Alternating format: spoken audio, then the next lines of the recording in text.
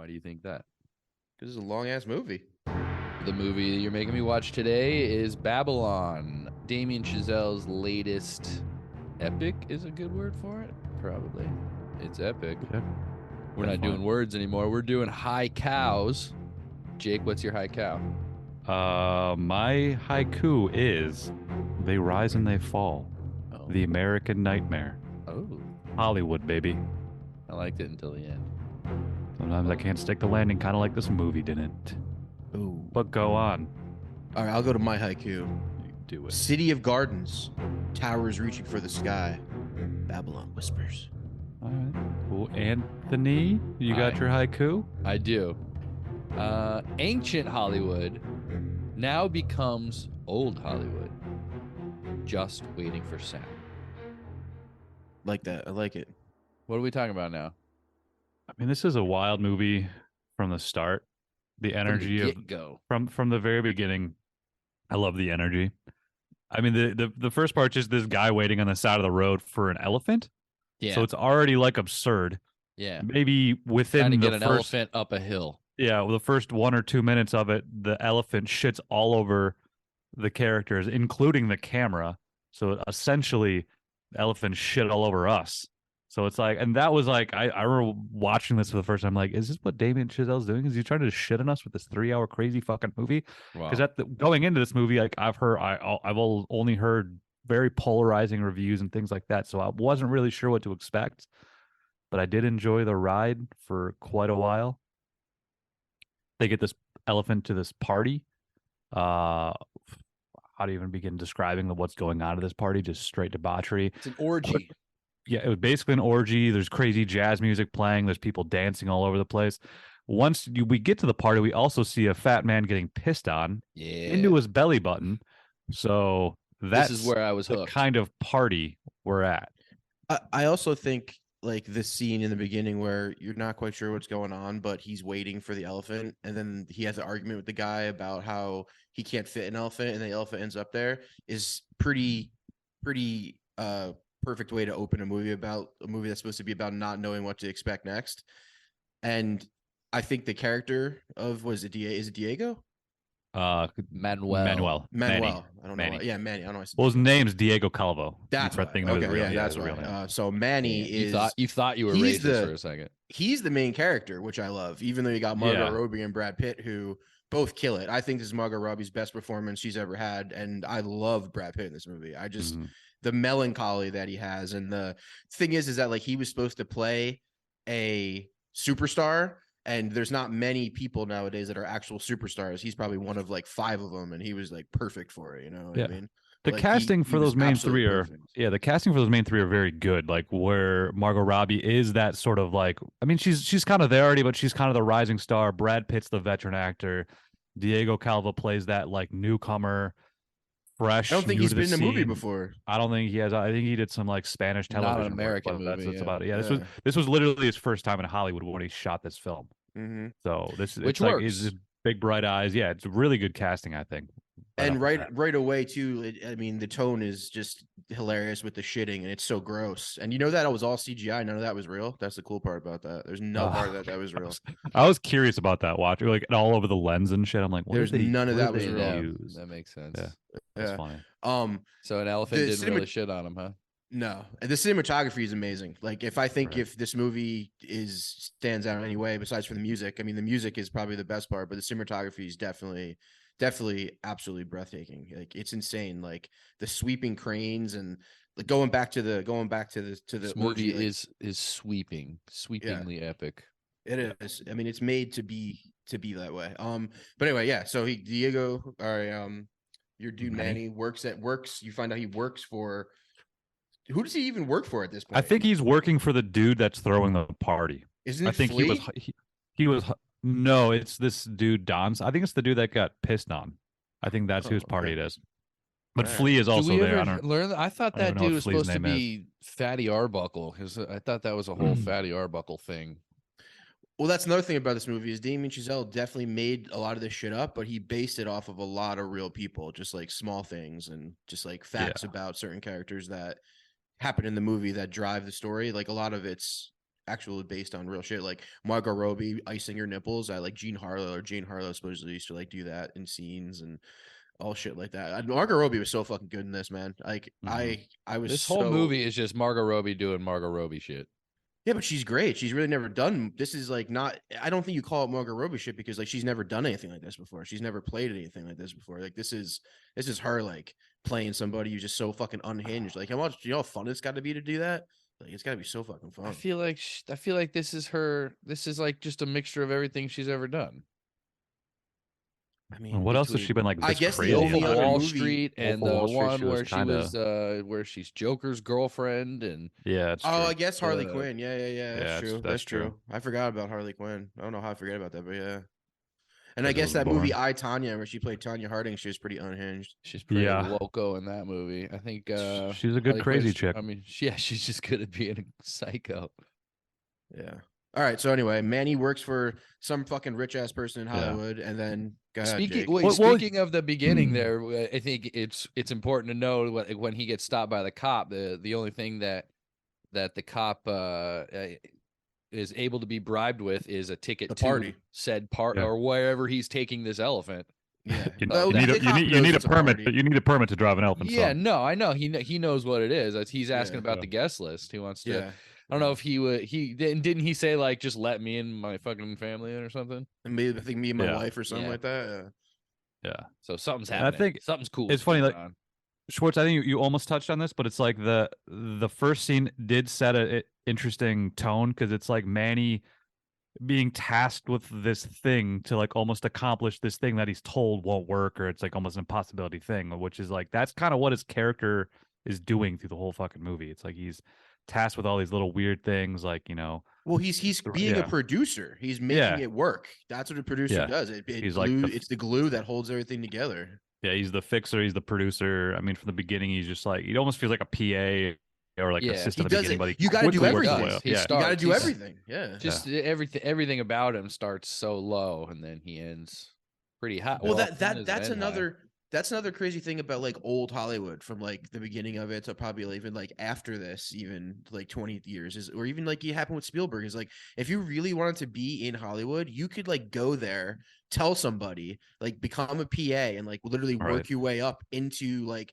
doing that. Like, it doesn't work like that now. Like you could literally do that back then. And this movie is just like proof of it. Like, it's insane. And like even the way Spielberg got it, how he like went to the lot and like met John Ford and fucking like, and then it just that doesn't exist anymore. Like that's not a thing, I mean, I feel like it just takes longer, and you could get lucky, and that can happen where it happens quick like that. But I mean, this spanned over like 10 years. It was 6 years, and then it jumped 20. Yeah. Well, yeah. At the end it was 20. Yeah. After it all went down. Yeah. We're not huge movie directors, but we started as PAs, and now we're killing the game. Right. Now we do camera stuff for reality television. So, I mean, yeah. Schwartz has directed a couple movies. This is true. This is true. Making shit happen. I just DP'd a short. What have you done, Jake? Nothing. Jake's Spiderman. That's all that matters. Dude, Jake is a world class. What Jake I do is out with is Spider-Man at the fucking Chinese theater and danced with him. So he's got everything on it. He's everything. I know several Spider-Men. I do too. I've seen him. So and Spiderman. I know one Spiderman. Like personally. That's the only one I care about. I know them personally. You know them personally? Thorstein. Anywho. Anyway. All right. Back to the fucking movie. Go ahead, Jake. So this dude works at If you'd like to know what party. we're talking about, comment on our Instagram. Yeah, tell us what you think. Who is Spiderman? Hashtag who is Spiderman? Hashtag who is Spiderman?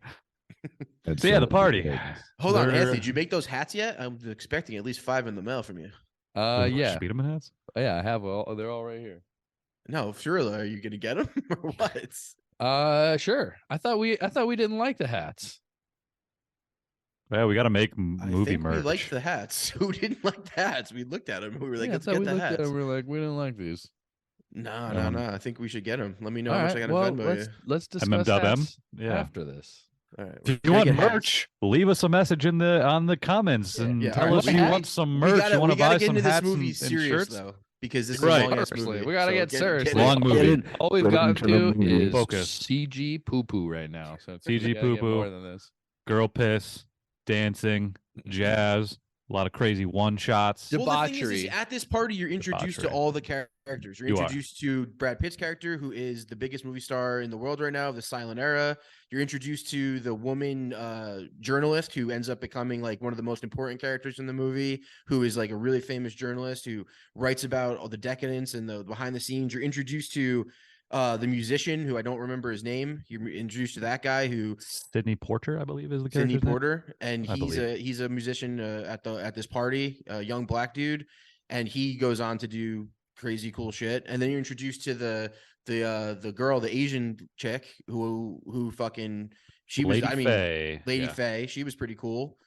She ends up doing shit. And then you're introduced to Margot Robbie's character, who is just this nobody who shows up at this party like acting like she's fucking like John Belushi or something, coming in there fucking making a fucking. And the way she comes in too is hilarious. It's great. Recklessly drives up Yeah. this road, smashes into a statue. Security confronts her, and then she blames the security for putting statues everywhere. Like, and then she's just like, "I'm Nellie Leroy. She goes, like, wait, I'm she going goes, in." She goes, "What the fuck? That statue came out of nowhere."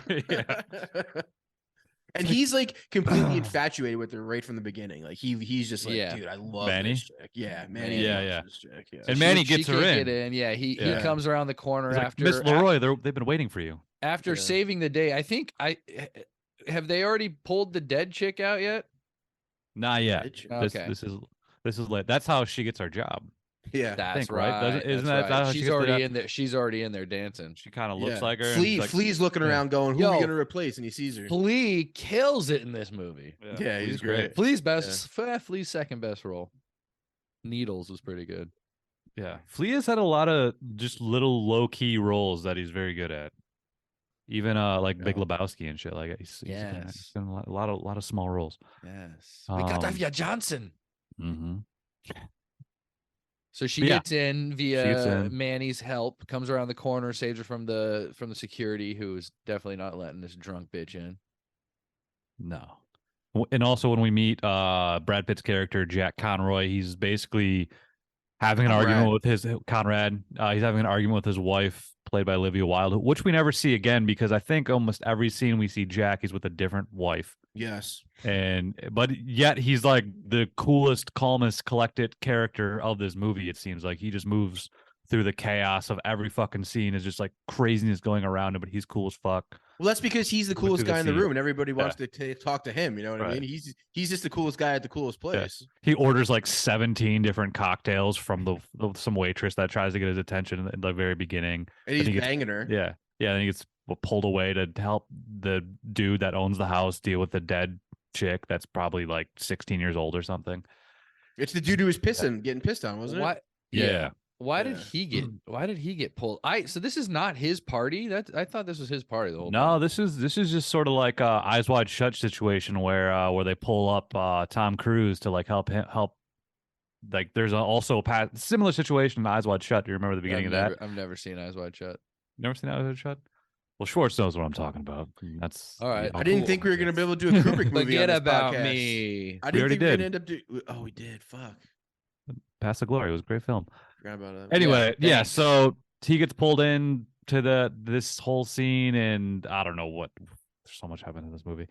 That girl Yeah, a just lot dies. going on. No, Yeah. she was not dead. But they needed to take her out, so they couldn't take her out in front of everybody because they quote she's a child and she looks like she's dead. So Manny thinks of the solution, which is bring the elephant out early. Everyone will be freaking out about the elephant, which is something the musicians were talking about. They're like, I don't want to fuck be out here while elephants stomping around.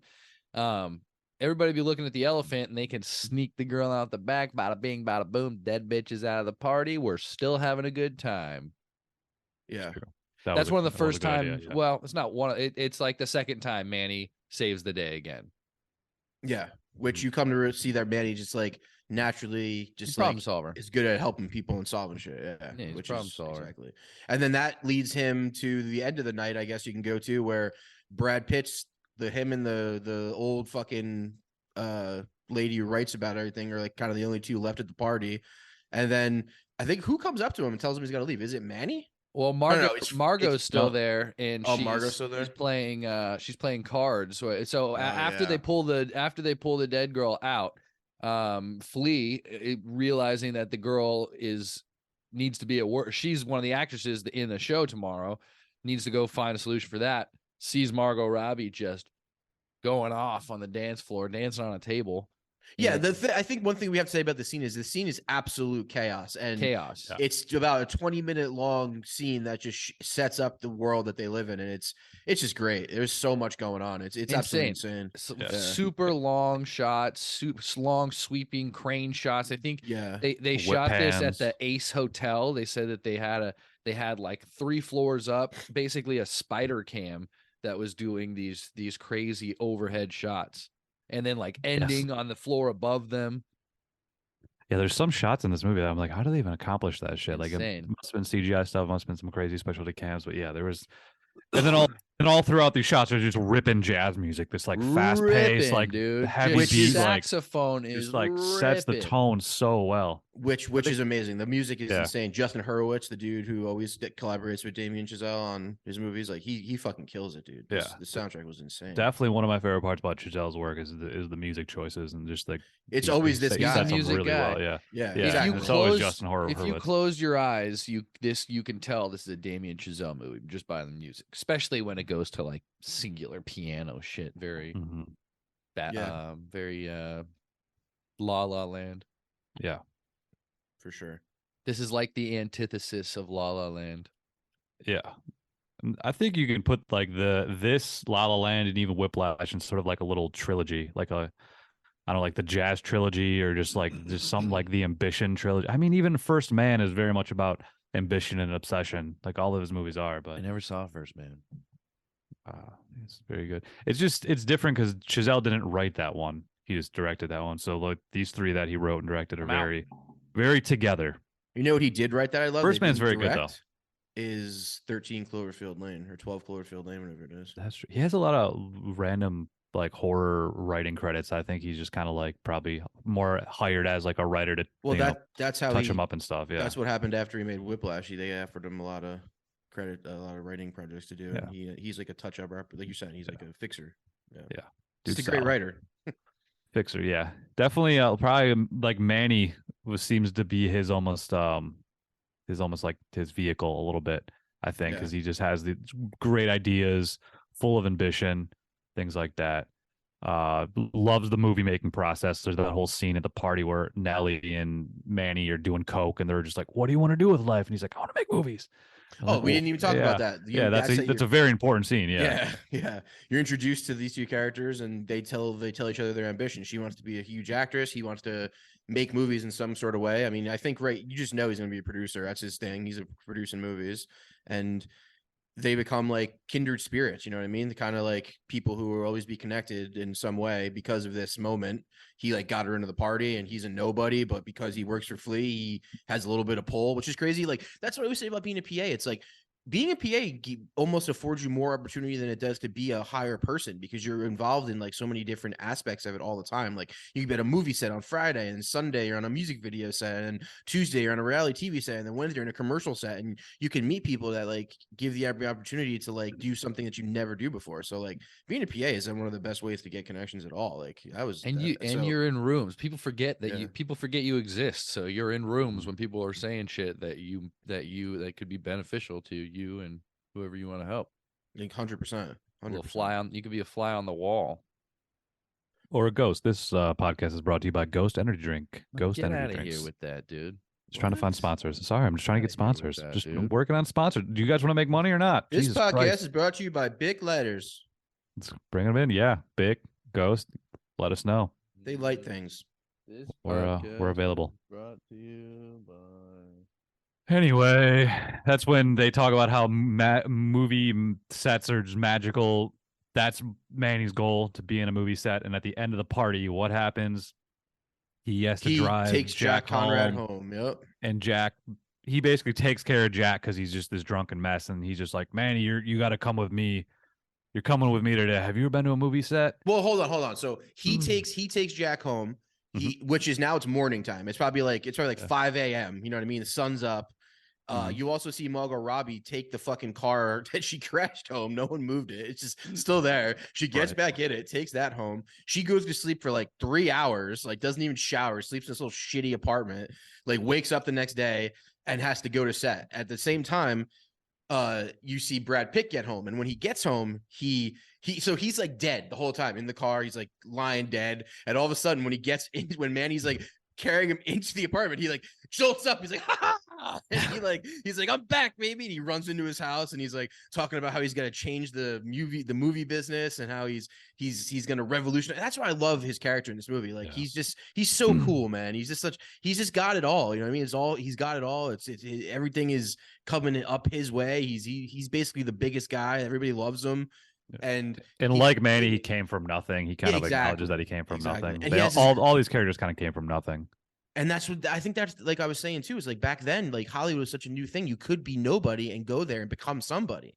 You know what I mean? Like you just could do that. Like it was new to the world. It was a thing. So he does this whole big spiel, and then he ends up like falling off the balcony into the pool, and like it's great. And Manny's like, "What the fuck?" And then he goes to sleep. He falls asleep. Oh no, hold on, no, he falls asleep, and then Manny falls asleep too. And then when he wakes Manny up, and he's like, "Yo, dude, I like you. You're gonna hang with me. We're going to set. Come on, get ready." And like Brad Pitt's all ready already. Like it looks like he just like nothing happened. You know what I mean? Fresh as like fuck. He's had like a 9-hour sleep, and he took a shower, shaved, and now he's good. And Manny's like, "Fuck, all right." So they're driving a set. And that's just his jam. No matter what he does, he can still get the job done. He can get fucked up, and he can still be ready to go. But you know why? Because there's no fucking sound. Because all he's got to do is fucking like pantomime. He's like a fucking. But even when even in the scene later on, when the epic scene where Manny gets him the camera and he's fucked up, he just spent all day just hammering whiskey. And then he comes out stumbling, and he can't walk straight. But when the action is called, he like. Which is another thing that Robbie does, or that what's her name, Leroy does too. Is so much. I mean, we can continue on to it, but I feel like those are my favorite parts of the movie too. Well, Jake, if you want to do it, go ahead, dude. You can go. Yeah, I was also going to reference that I love the shot of Brad Pitt in the pool, because that was like a little nod to Sunset Boulevard. It felt like. Oh yeah, like the body in the pool. That I immediately thought of that. Yeah, and then this beginning, like once he's invited to set, then the title card comes up, and you guys know I love a late title card. It does say it was Babylon, like 32 minutes in, then it says Babylon, because he's finally there. He's finally made it. He's gonna get to the movie set. Hey, you know why it works? Because there's another 2.5 hours of fucking movie to go. For sure. Yeah, this is still the beginning compared to the big picture. Super beginning. This movie is so long. So this is my favorite part. This next like 45 minutes is my favorite part of the movie, where she gets on set and she sees that like it's this entire like little like carny gypsy camp of like they're filming like 10 movies at the same time, doing different scenes, because like there's no sound, so they can just make it look like they're at a bunch of different places and shoot within these small windows of what's in the frame and make it look awesome. And it is absolute chaos. Like you're introduced to the director. I forget what her name was in the movie, but she's a female director, and her AD is just this fucking little vulture the AD clown. Was great. Yeah, the AD was hilarious. Just fucking yelling at people and being a despicable person. And what's cool is that you're seeing it through the eyes of Margot Robbie the whole time, Nellie Leroy, and she's like a little fucking kid in a candy. That director. No, Olivia Wilde was his first wife that leaves the party before she goes into the party. Olivia Hamilton, who is actually married to Damien Chazelle. Is she? Yeah, that blonde director. She's in real life married to Damien Chazelle, and she was also a producer on it. Nice. Nepotism. Anyway, sorry. I think she was in Whiplash. Like she had like a small role in Whiplash. He can do what I feel like he wants to do. Yeah, for sure. He does good things. Yeah, he's arguably. I mean, I don't know. He's one of the greatest directors of the new directors for sure. He's the youngest director to ever win an Oscar. So, yeah, true. He was 32 when he won for Whiplash. I mean, for La La Land. I was gonna say Whiplash. Yeah, winning for your first film is pretty good. Yeah, no, he won for La La Land.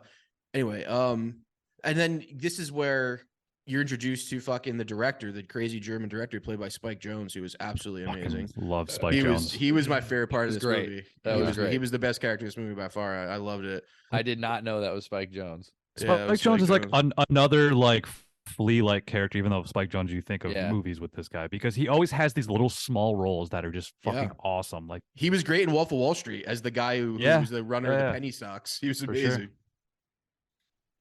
This movie had Wolf of Wall Street vibes. This movie reminded me of a lot of other movies, and I think that was probably on purpose. Yeah, well, Damien Chazelle's a fan of all those great movies. Yeah. He's our age, you know what I mean? He's like the same movies we probably like. And it reminded me of like PTA and stuff too. It was old shit. It was well, Boogie Nights and Wolf of Wall Street are this movie. Think of the opening scene in Boogie Nights where he goes to the fucking party. That's the opening scene of this movie. Yeah, for sure.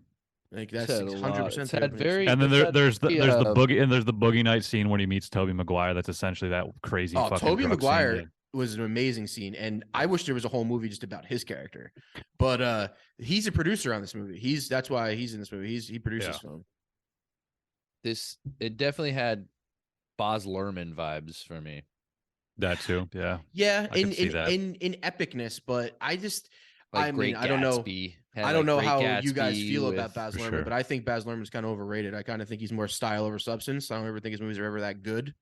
So that's why I wouldn't put him in that category, because I think Baz Luhrmann's just look at this, look at this, look at this, look at this. Oh, that was all right. Well, like the look though, like what Andy's saying, like the epicness, the energy of it. I see the energy. Yes, I can see the energy. Sure. Yeah, I'm not comparing. I'm just saying that's the feels I got from this movie.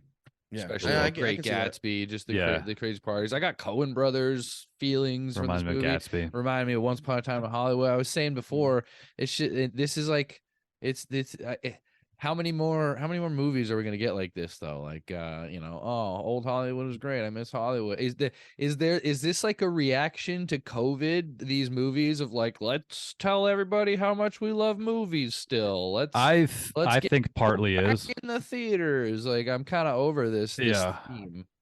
I think it's partly the COVID thing. I think it's partly the digital taking over that stuff. I mean that's somewhat old at this point.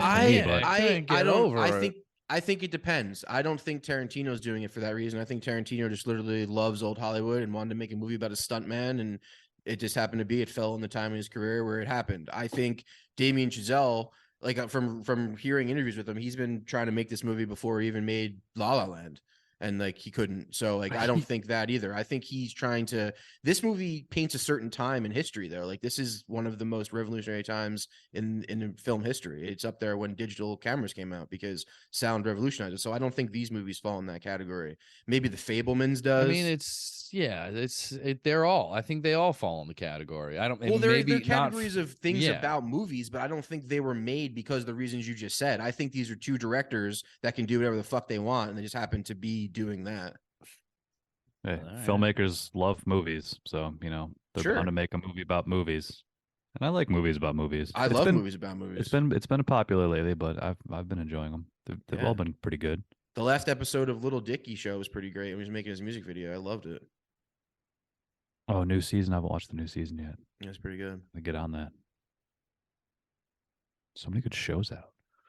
So we meet the German director. We meet the two different types of sets too. We meet the we meet what Robbie is working on in her first beginnings of being a superstar versus which is like what you were talking about, the chaos in the middle of the desert with 100 different scenes going on, 100 different movies being shot at the same time. Doesn't matter because there's no sound. And then what are they shooting? Oh, this is that giant epic thing where he's like they're like general. He's like a general or something. Yeah. And this is where they lose like the a camera. Greek movie. It's hard to say. Yeah, there was like a war in the background. It's just a fucking epic movie that they used to make. It's an epic movie, exactly. Yeah. Just I never knew. Crazy, honestly, I never knew movies were made like this back then. This whole like just a row of different fucking movies being shot next to I had no idea that we've was never watched these fucking movies. I know I thought this was that was one of the most interesting parts because this was like you don't see movies. I didn't watch movies like that. Yeah, I didn't watch a lot of. I mean, I've seen a couple silent films, but like I never silent movies. Yeah, it's not really for me. Time. Exactly. So it's like it's interesting to see more into that world. Like I know we've seen the movies about this silent switch. Like we've seen the artist was recent. But Singing in the Rain, which was heavily referenced in this movie, is about that. There was a fucking Downton Abbey movie that was about this. Just that's been done too, but it's still an interesting topic. And I think this is definitely what showed a lot of the actual change and how it affected people the most. Yeah, definitely. That was the best scene, is when they introduced sound.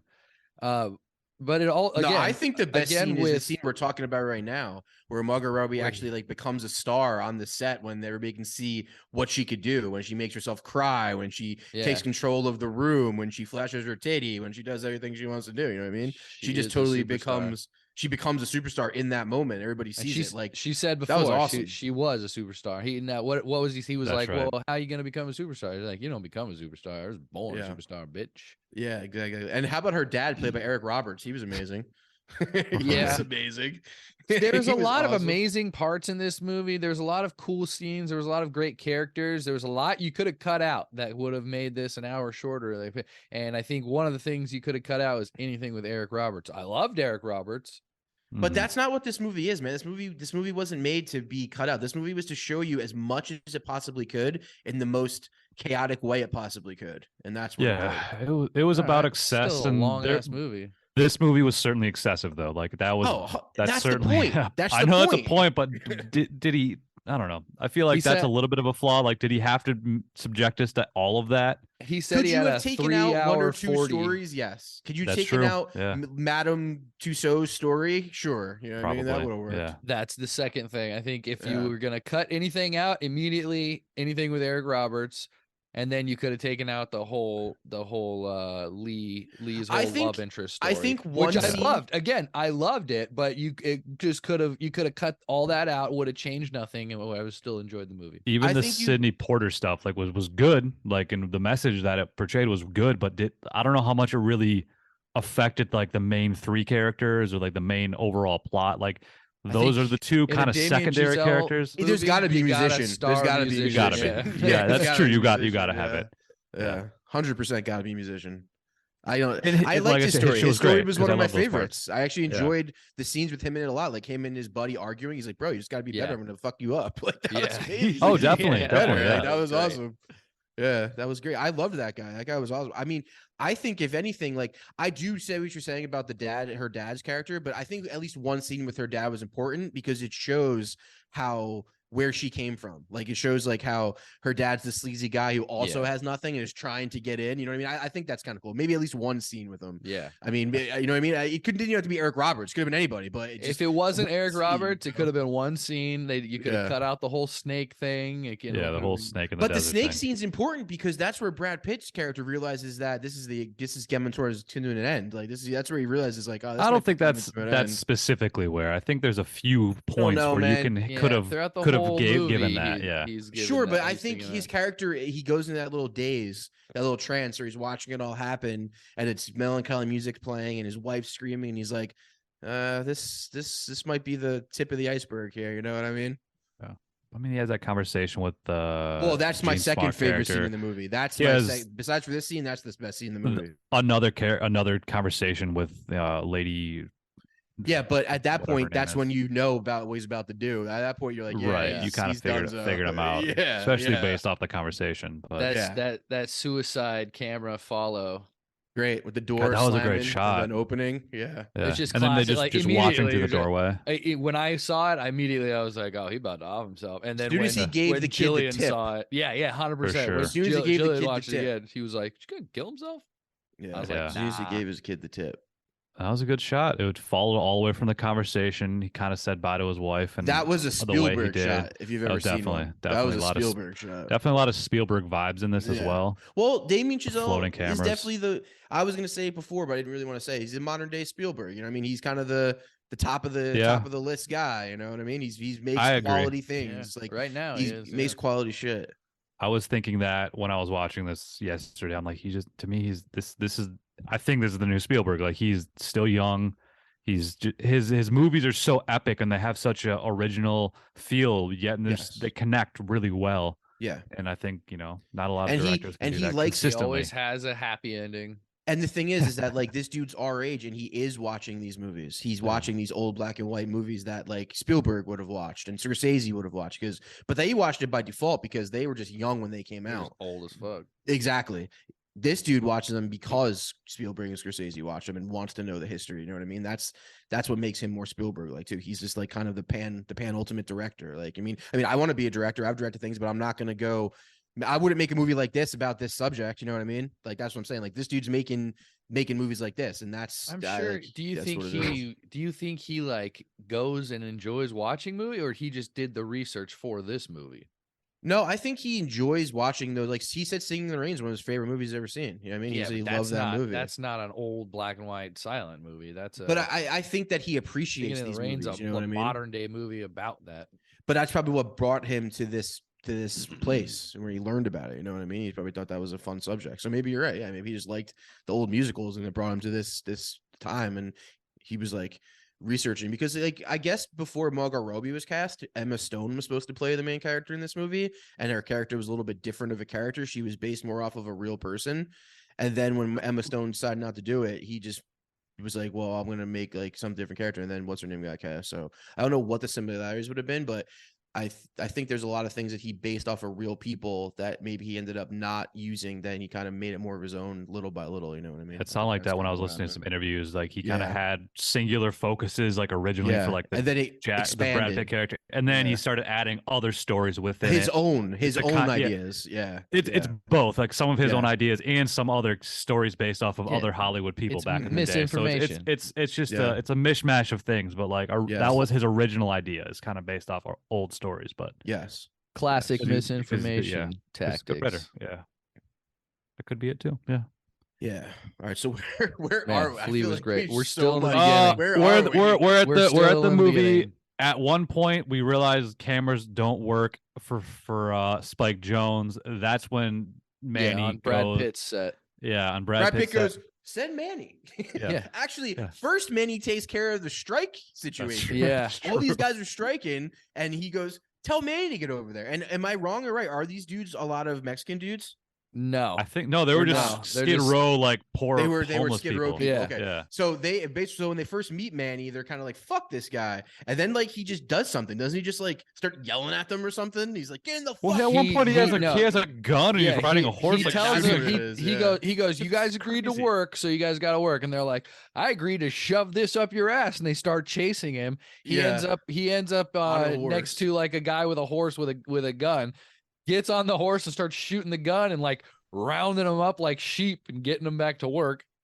Because he realizes that these are all fucking homeless people who are drug addicts from Skid Row and they can be easily manipulated. You know what I mean? I don't think they're drug addicts from Skid Row. I think thought they were.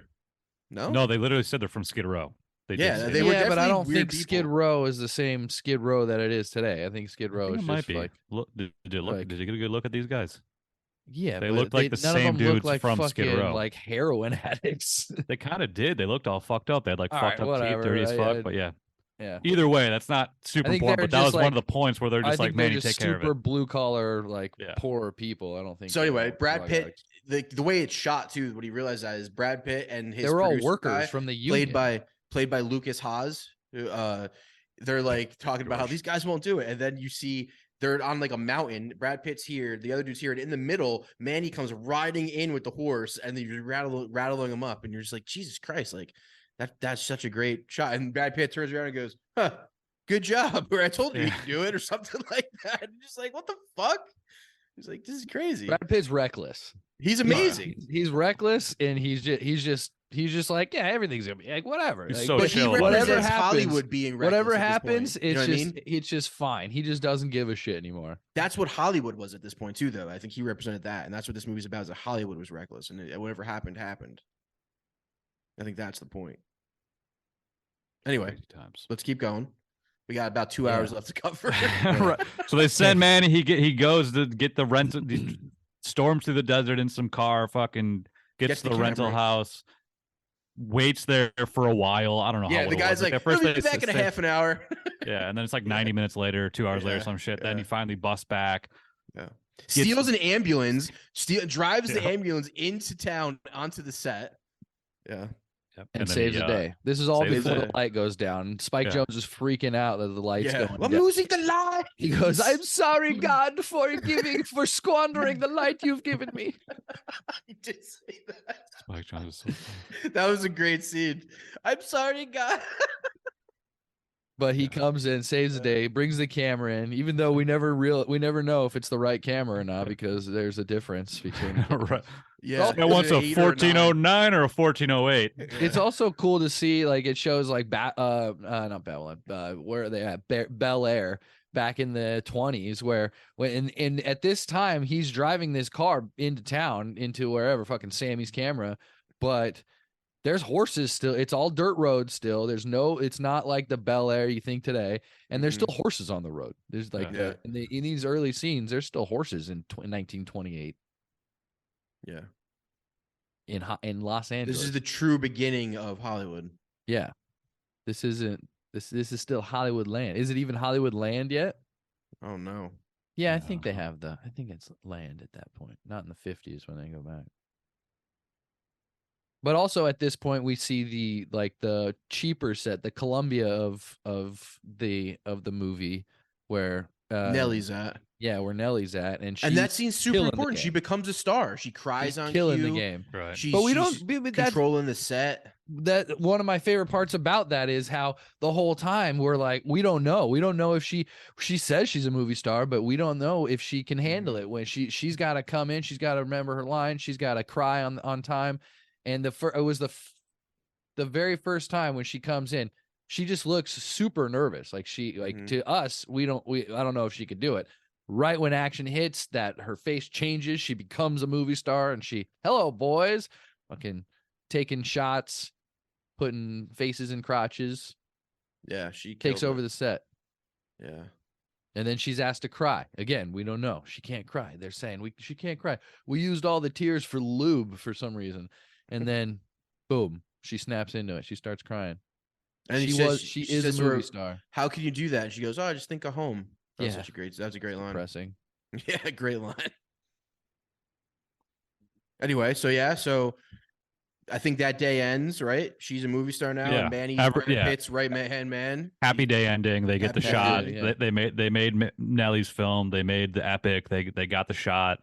The tension of the sun going down in that whole scene is the best part too. Because the music, the whole music, time, the sun, the fucking sun, music. like, they're waiting. You see the sun just start to dip, and it keeps even as Brad Pitt's walking up the hill, it's going down. Yeah, you're just like, they're not gonna make it. And he's stumbling up the hill. After he gets up, he's just been hammered all day. And then again, action, and it shows. I guess it just shows you what a real movie star at the time was. Anyways, when the word action is said, they can snap into it. And also, it shows you how fake it is. How like it literally just is just fakeness. It's real people just doing everyday things. Just all of a sudden, just coming to be this thing. You know what I mean? It's all about crazy. what's it's a free for all. 4x3 frame. Exactly. All right. So what happens next? I don't even remember.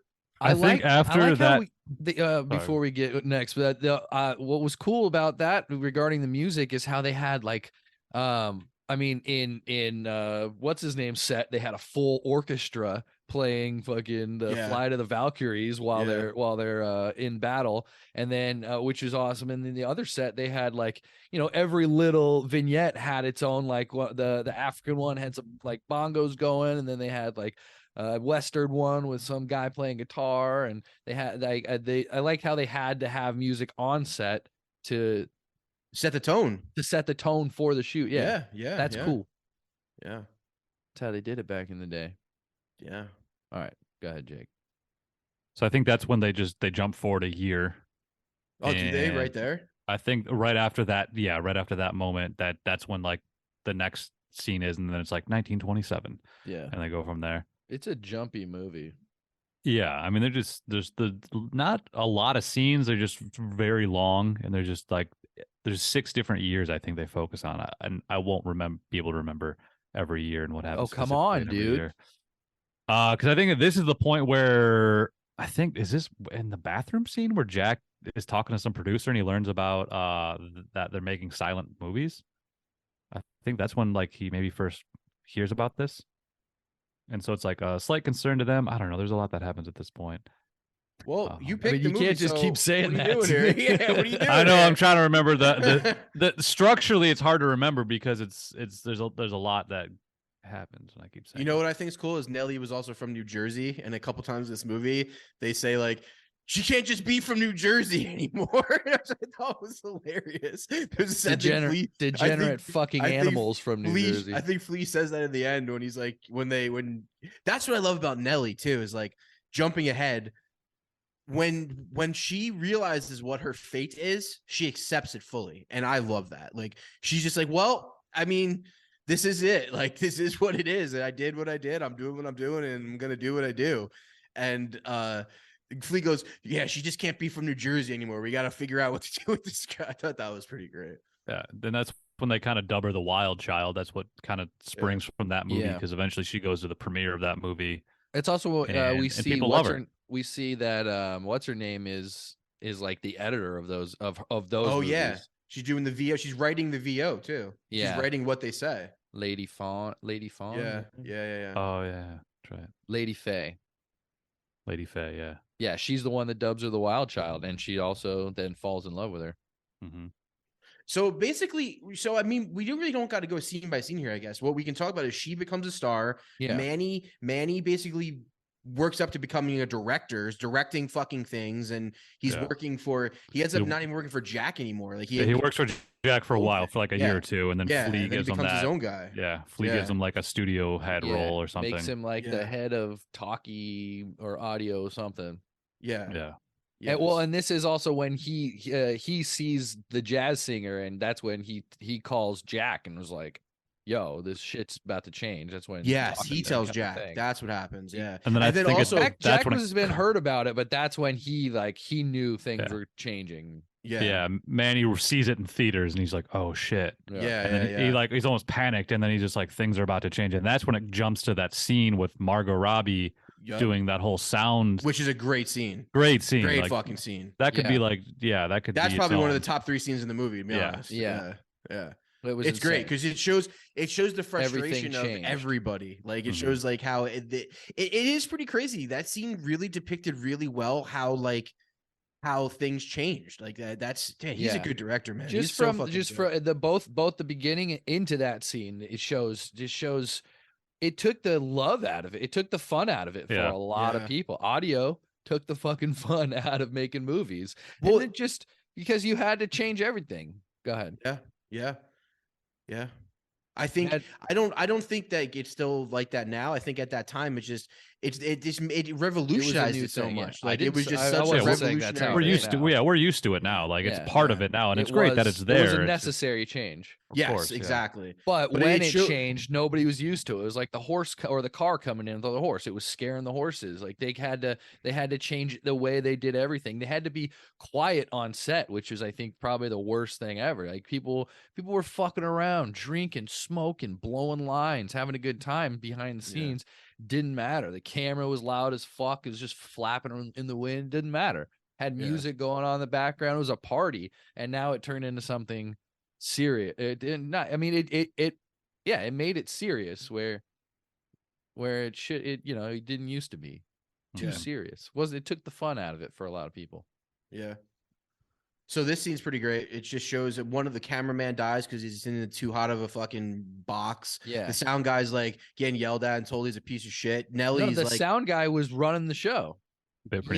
She was also trying to fight him at one point. She called him an asshole. She tried to stab him, I think. Yeah, like she was amazing, dude. But he was calling cut things like that. He was certainly the AD was killing the game. So that good. One. The AD was freaking out, screaming at people, calling people the F word and shit. Yeah, he did. He called people. He fired. So he went on like a hard anti-Semitic rant toward one of the guy that sneezed. That was rough. Yeah. Oh yeah, that was rough. Early on though, back in the early days, when they found out that she like didn't have the director, she was like, "Oh, you don't have the tits or whatever. Where's the girl with the tits?" And like, "All right, no tits." And she turns around and just fires the first person she sees. She's like, "Who are you?" And he's like, "Get the fuck out of here." And the AD's like, "Get the fuck out." Yeah. Where's the girl with the tits? We're no tits. Yeah. I like that. And then so it's same AD, same director, same star. Now she's a real star in there, and that Yep. takes some. I feel like that 9 director takes. I feel like that director might have been a star when she became a star too, doing shit together. I think that might have been kind of what they were saying too. You know what I mean? It's like yeah, I kind of they like were that. probably waking a lot of shit together. I mean, it was how long did you say it was after? It was 2 years. I think at this point it's 2 years. 1928. I think the 28 part is when that's when it was the silent, or that's when it was the sound set. I think that was 28 by then. Yeah. I think. Okay, Couple so years in. at this point, she's a star. She's a star. Manny's rising, and then they meet up again, and she's basically explained to him that like she's getting really into gambling debt, and she's kind of like being super reckless, and people are after her, and she's gonna go visit her mom in the loony bin, and then Manny ends up going with her, and that's another sad scene where you see like her mom don't give a fuck, and she realizes she truly like is alone at that point, and then it cuts to the fucking rattlesnake scene with Jack, where her dad's gonna wrestle a rattlesnake, and she's like all kinds of fucking drunk and fucked up and like egging him on. And this is where you meet Jack's like new wife, who's a fucking Broadway star, who's quote unquote a real actor. And I think that's another one of Parks Jack's downfalls, is that he should have listened to her, because if he would have listened to her, he probably still would have been making movies, because he would have been learning how to really act with sound. And I think that whole thing of so Jack does start making movies, right, with sound. He starts producing them, right? After Manny tells him, so he starts producing movies with sound, and eventually he's producing movies that he's going to star in with sound, and he's not very good.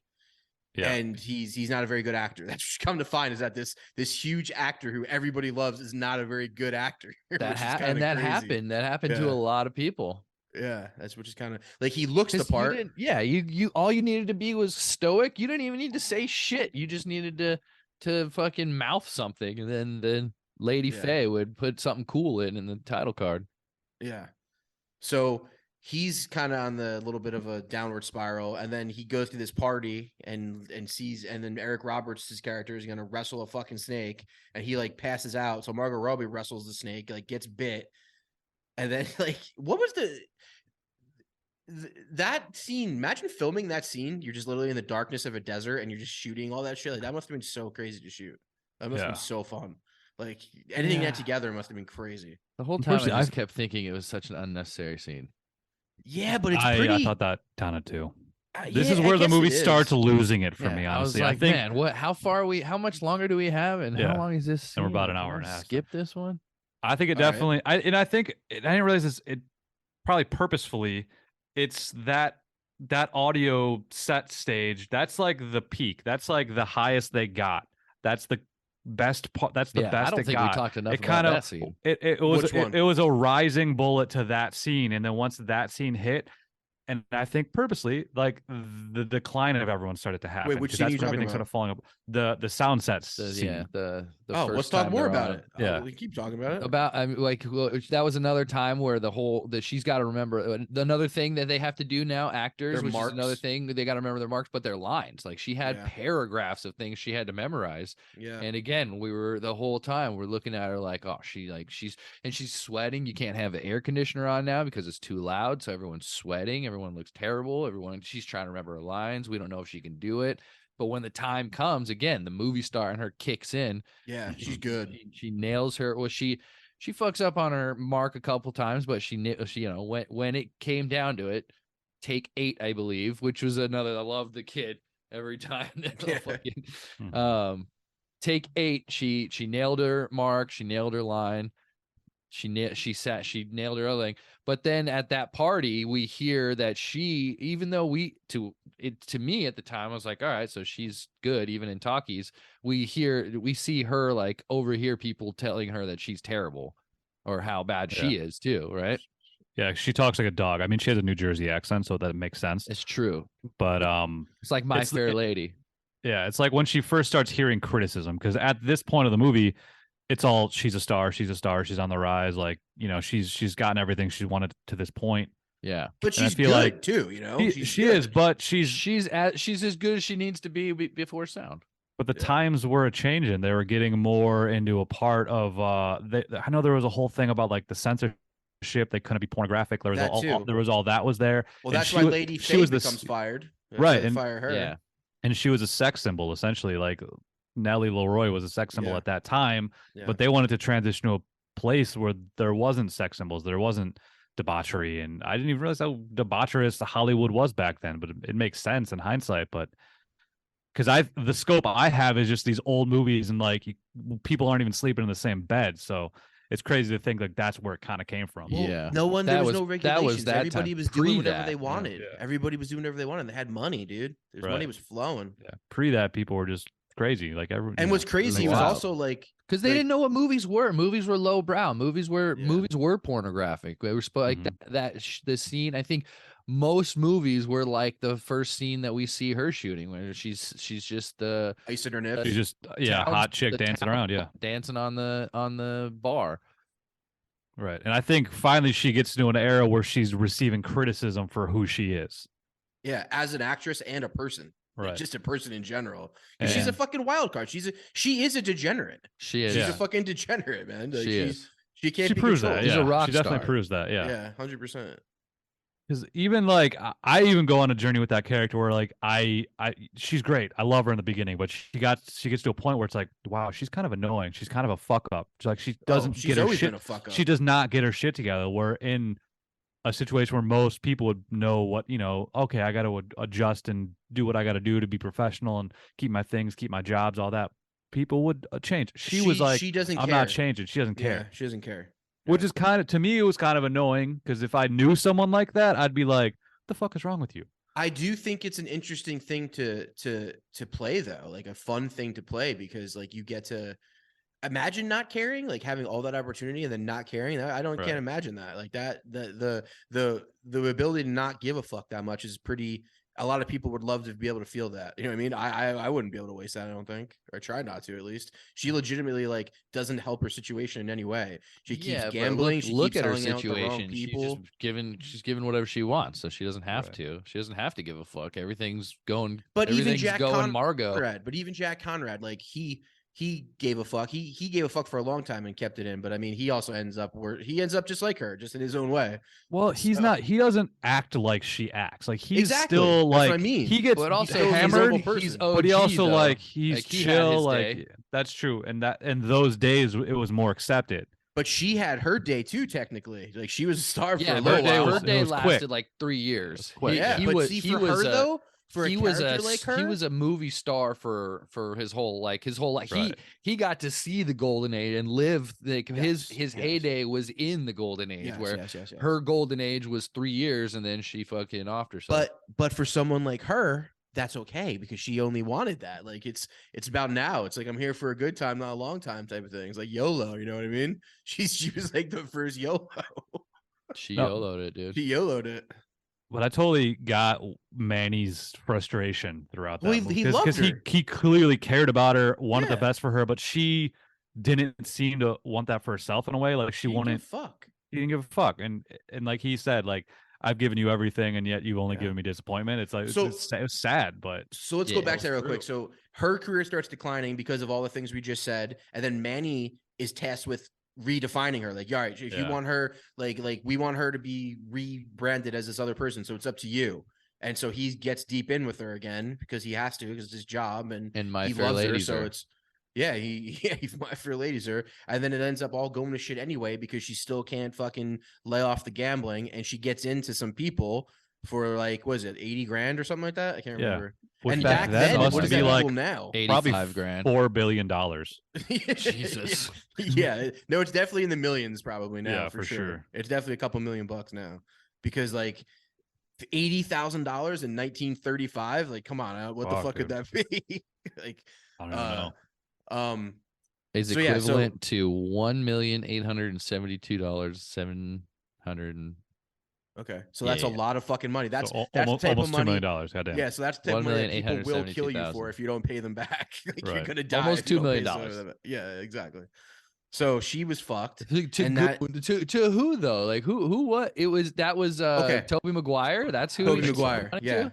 Yeah, Tobey Maguire. So, and in my whole time when I first saw this movie, I thought he was gonna represent the like Aleister Crowley, like Kenneth Anger type people who were like these sinister, like mystic kind of like people who are running like the underground like cults that people say are like the Illuminati. I thought and Tobey like Maguire was going to be that guy. I did. Even because by the look of him, I thought he was just like heavily influenced by like drugs all the time and like almost like maybe He may have had like an ether. Well, he might have had like a STD and could have been dying from it. You know what I mean? Like it could have been that. Like that's what these kind of people are doing. Like he looked like a vampire, bro. Like he was like pale and pasty with like yellow teeth and fucking yellow eye. Like he had jaundice clearly. Like he was totally fucked up. Lots of psychedelics, lots of heroin, lots of drugs, lots of fucking, lots of like I'm saying this like complete debauchery. Like that's what those dudes represented. Like. They were the core of that, but the best but part I read of that, he was a mobster. I heard that he was a mobster. That's who he represented. Was a mobster. The best part of that makes sense because he definitely wasn't in the industry. But he dressed and lived like he was. The best part about that is he was doing the exact same thing that everybody else was doing. He was just doing it in the underground, but it was all the same thing. It was the exact same thing everyone else was doing. He was probably at those parties back in the day. But the back day was only 4 years ago. This wasn't like it was like 8 or 9 at this point, right? No, I think it was maybe 5, maybe something like that, 5 or maybe 6. Well, that's why he says like somewhere. This is the last thing you can see when he goes down. You find the guy biting the rat's heads off. Like 1932 is the it goes from 1920. 6 to 32. 6 to 32. So it's so I don't know what part this is like 31 or 32 at this point. We get so it's 5 years later. 32. So it's 5 years later. Okay, but still though, so that's why he says like this is the last of the great fucking things you can see in LA. I guess 5 years ago was the last of the high class version of that, and then before that there was still a long era of that. Right. You know. Yeah, for sure. To think like what the first scene of the movie evolved every day for that. 20 years or which is funny. Like that's kind of what they were trying to say. Like that these are now what those people are doing. Yes. Yeah. Same people. What are they? LA's asshole or something? Is that what they called it? Yeah. But I think it's funny that it is the same thing. It's just presented in a different way. They're just the fact that they're underground and like, you know, well, it's the fact that they have Buddy. Everybody's got Buddy. Right. Dude eating rats. Yeah. Who was that guy? I don't know. Did he ever star in movies? We found him in the woods of Oregon. I think you could have cut that part out of the movie too. No, that was awesome. I mean, waiting for things like that. It's good. I agree. This is the thing. This is my one part. There's no bad scene in the movie. This is my one part of the movie I thought could have been a little better, which I wish it was something more than him just eating rat's heads. Like, yeah. If it would have been like as more, I think the more fucked sacrificing up, the better. Like a child or something. I was gonna say more of like a snuff film where they like having sex and then kill a girl or something. Like that would have been pretty crazy. That would have been like pretty fucking wild. Yeah, I don't think that would have passed the. Neither would sacrificing a young child, but they didn't hold back. I think the eating the rats was a little lackluster in my opinion. It was cool, but it wasn't cool enough. You know, they probably had a list of things he could have been doing, and that's what they got away with. Maybe I don't put that past the ratings board. We'll never anyway, know. at the same time, this is going on. It's intercut with another great scene of Jack at a party with his new wife. And this is after you come to see that Jack is no longer a star. He's super depressed. He's basically getting calls to like come in and fill in on these movies that no one's going to watch and no one's going to see. And he realizes that his time is up, but he's still rich. And he's still technically famous because everybody knows who he is. He's just known for a different thing now. He's known for kind of not being a movie star anymore. So he's still rich and famous. He's just not the guy he was, which is kind of crazy because you would think like, all right, why don't you just disappear then? Why don't you take all your money and why don't you go and disappear? But this is where you realize that Jack loved being a movie star. His whole identity was being a movie star. And when he realizes that he's no longer ever going to be that. Rick Dalton didn't go to Italy. And just offed himself instead. Yeah, it's true. It's basically what would happen. Yeah. And because of Brad Pitt's character, I think he did go to Italy. I think because of what Brad Pitt said to him in that movie. Like, well, what's wrong with Italian movies? Brad Pitt was his Italian movies. Yeah. Brad Pitt's man. True. Anyway, so and then you catch up with him in the modern day, and he's with his new wife, and he still could be happy if he wanted to. Because he's still got the money and he's still Jack Conrad. Yeah. But he just can't stand that he's not the guy. He can't stand that he's not the man anymore. So he's super depressed. So he sees Lady Faye. For this last time you see her, and she's going to Italy, or she's going to Europe. She's going to Paris. Yeah. He's like, they fired me. So I'm no longer doing subtitles. I'm no longer fucking editing movies. So I'm going to go to Europe and do whatever the fuck she's going to do in Europe. And this is where Brad Pitt. Actually, we forgot about the part where he talks to the reporter. That's probably the best scene in the movie. When where Brad Pitt realizes she puts it all into words, and basically says to him, "You've had your time in the limelight, but what's special about you is because you are on film, you will never be forgotten. People will always be able to experience you for the first time or another time, numerous times, because you will always exist on celluloid." And that is like probably the definition of what being a movie star is that right there, is that you will always exist no matter what, even till the end of times, which is pretty crazy. And I think that's what breaks him, is he realizes that like he's no longer that guy. That scene was so fucking good. And maybe that's what sets him free too. Maybe that's what he gets a realization of. Well, maybe I'm good here then. Maybe I'm done. Like I will live forever, and I'm not making any more good ones. So because he was just like filling in for people or bailing people out for no money, and he was never the star anymore. I remember that was this last scene that he was just like, well, I'm never going to be that guy anymore. Yeah. Yeah. And his boy George. Yeah. George already killed himself too. I don't know what the sequence was, but I know at one point, like his friend that he always relied on. He was always sad about girls, and that guy killed himself. So it seemed like everything was just he was just losing things one by one.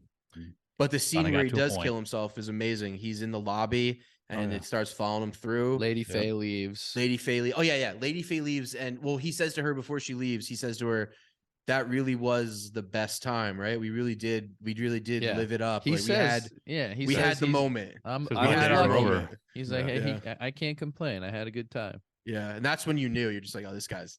I was like, he's gonna kill himself. It's like different feature, or different shitty movie, different wife. And she says to him back, she says, yeah, we really did. And then she walks off, and she stops, and she looks back at him through the little tree, and she sees it. She sees to say bye. Bye. Yep. He walks up, camera follows him, sees the bellboy on the stairs, says, hey man, what's the best tip you ever got? And he goes, $50. And he goes, who gave it to you? He goes, I think you did, Mr. Conrad. And he goes, and then he goes to hand him money, and then he gives it all to gives him all, which is probably like a couple $1,000s at least, like right there. And he goes, the world belongs to you now. It's your world. Yeah. And he walks, and that's when that's the exclamation point on knowing what's going to happen. Continued shot, like all steady shot up all the way up to his room. Till he goes into his room, and then kind of he shuts the door, but the door ends up cracking open, and then he goes into the bathroom. Yeah, and then the blood on the wall. He's done. Yeah, and then it cuts back to Manny and fucking chaos. Okay, now it cuts to Manny saying, Nelly coming to Manny saying, I need $80,000 or I'm gonna get killed. This is where it cuts to before he meets Toby. Yeah, I think the suicide was directly after the Toby scene, but whatever. Yeah, whatever. It's the same time. It's the same time in their lives is when this was happening. That's what all that matters. So Nelly comes to after couple months, I guess, of trying to rejuvenate Nelly's career and make her into something she's not, and she kind of sucks and still doing shit. She comes and she's like, I need $80,000 or they're gonna fucking burn my tits off or whatever the fuck she says. And he's like, yeah, these people will fucking kill you. So he tries to find a way to get he asks her. He knows who she's in with. He knows like these gangsters. Yeah. So imagine being a gangster in 1920s Hollywood too. You're even more powerful than these fucking people because you're gonna kill people. They probably dealt with gangsters a lot in Hollywood back in the day with just for financing. Probably was like, hey, give me $1 million and I'll fucking make whatever you want. Yeah. You could be in my movie. Yeah. Because like this guy, he wanted to make movie. They probably started the Teamsters back then too. Then that's probably when that all started. Like when they started the fucking unions. I wouldn't start talking about unions on well, yeah. Fuck the union. You're gonna end up like fucking Hoffa. Had to like fucking Al Pacino in that movie, The Irishman. Can't prove what happened to Hoffa. He calls. Martin Scorsese told us what happened to Hoffa. We watched it. Is the Count the drug dealer, like the set drug dealer? Was that who that guy was? Yeah, He was the Rory one Scovel. handing out peanuts. He's the guy who got filled with- shot filled with after drug. he just gets killed. So he calls him, and he Count's the one that gets him. He was like, "Give me the $80,000." He's like, "No problem, I got it for you." Yeah. Grabs it. They go meet Tobey Maguire, who's just this fucking drug-addled, psycho. Well, yeah. you're not quite sure who talked he about- is. yeah. syphilis riddled, Yeah, he's definitely got an STD of some sort. vampire-esque ether drinking. But you just realize he's the boss. He's the man. boss. He Yeah. runs shit. Yeah. But he's also not very intimidating. So that's the best part. Well, he's got goons around him. He's got goons. Ethan Yeah. Suplee is his goon, the guy from American History X. He's that Fat guy's guy. great. That's who that Yeah. is. That Just guy's keeps great. spitting. So I mean, I don't think we have to mention this, and we're so over time. I'm just gonna mention it anyway. Who cares? So Ethan Suplee, Lucas Haas, the dude who played the producer that kills himself, Leonardo DiCaprio, and the dude who plays E on Entourage. Those guys all are like best friends in real life, and they were known as and Tobey Maguire, and they were known as the Pussy Posse in the 90s in LA because they would just bang all these girls. Like literally, those dudes would just bang, and led by DiCaprio and Tobey Maguire. Because Tobey Maguire was a star first. They made a really weird movie fucking together Spider-Man. about that together. Yeah, Dom's Plum that never got released. Yeah, never got released. Yeah. Anyway, so they were called that because they used to run through girls. So whenever Tobey Maguire produces a movie, which he produces a lot of movies, they're always all in it, and that's just a fun fact. Yeah, Ethan Suplee was in that gang. He would have been like 400 pounds back then. Yeah, but he ran with them. Like I don't know if he was banging all the bitches, but dude, he ran with them. if you're hanging out with Leo and you just get Tobey Maguire, dude, Tobey Maguire was probably bigger of a star. Yeah, I think he like predated the fame of Leo. I think, and Leo and Tobey Maguire like best friends. Spider-Man anyway, wasn't before Titanic, was it? But it was at like the same time. I mean, Titanic made him a fucking. That's true. Titanic was a few years before Spider-Man. You're right. Cider House rules, bro. Cider House rules sucked compared to Anyway, Titanic. getting back to the movies, to the movie. You weren't lined up around the corner to see Cider House rules for like 3 years in a row. Saw it 4 times in theaters. What's his name? Michael Caine won an Oscar for Cider House Rules. Everyone won. There was like 12 Oscars for Titanic. Yeah, I was gonna say. And then you know who didn't win an Oscar for Titanic? Leo. Yeah. Well, I wouldn't have given it to him.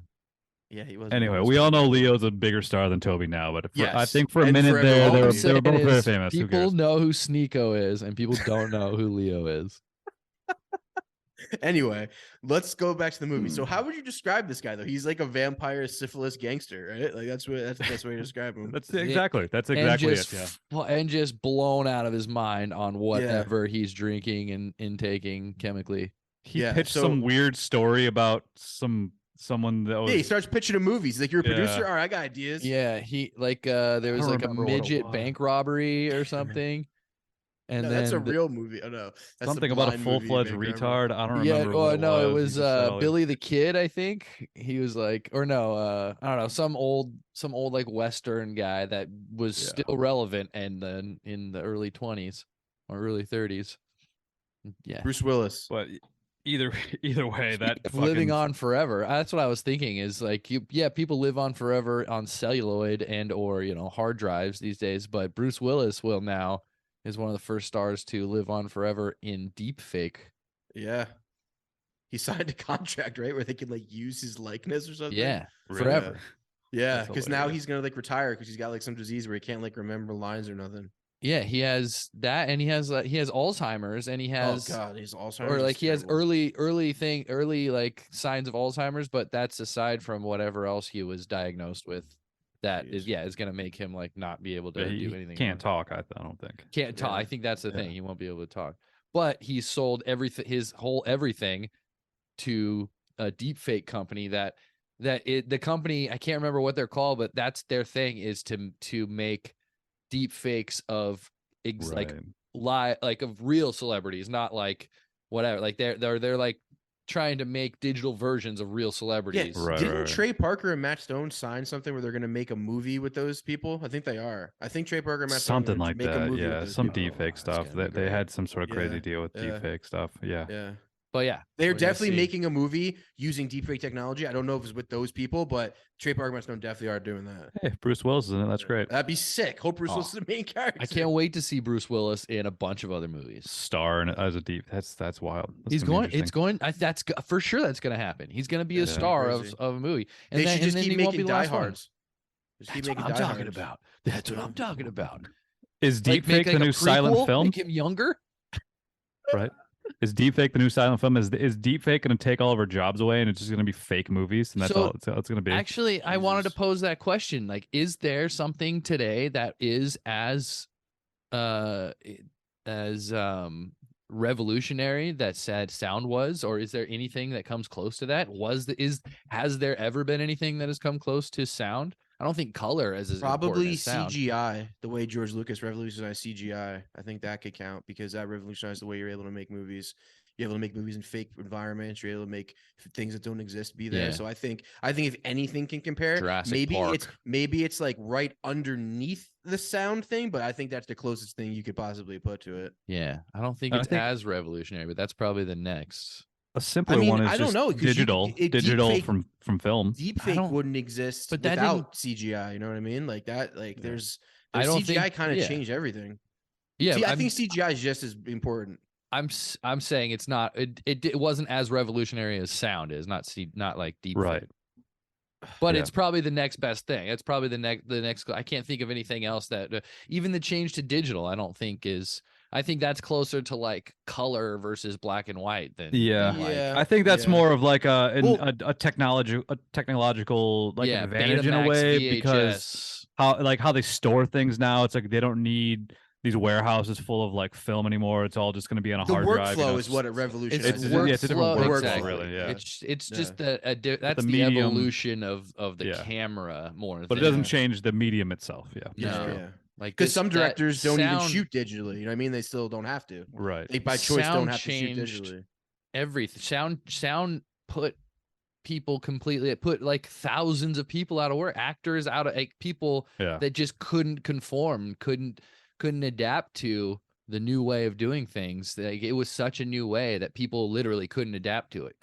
They just disappeared. Yeah.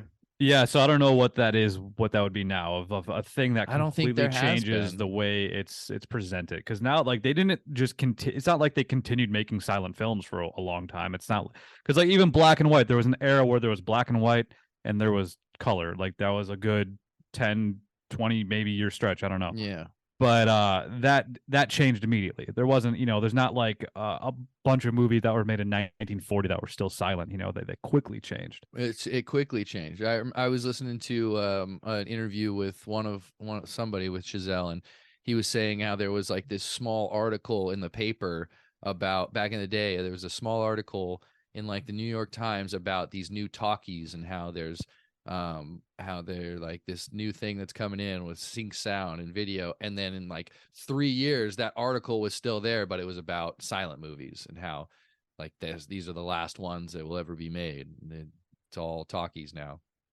Everything changed completely. Yeah, 3 year Nothing change ever is went back. pretty wild. Yeah. Nothing ever. I don't know if it. I mean, it kind of was. I mean, according to this, is like A within 3 year 5 years. that seems accurate. Yeah, it seems like within 3 to 5 years. That seems right, which is impressive. Like to have that something revolutionize an industry that quickly is pretty wild. What was the last silent movie that was reputable? Yeah, like a legitimate silent film. I don't know. I mean, there was the artist presented itself as a silent film, but it did have moments where there was sound, so that wouldn't Okay, yeah, count. that's right. Was it But that black was- and white too?